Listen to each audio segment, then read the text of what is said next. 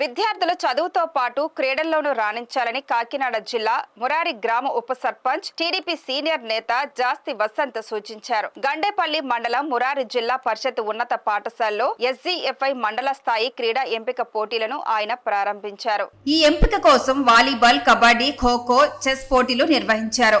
ఎంపిక పోటీలను వసంత్ ప్రారంభించారు. అనంతరం ఆయన మాట్లాడుతూ క్రీడల్లో రాణిస్తే భవిష్యత్తులో ఉద్యోగాలు పొందేందుకు దోహదపడతాయన్నారు.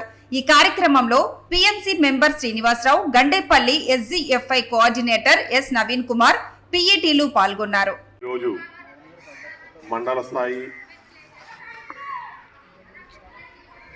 క్రీడలకు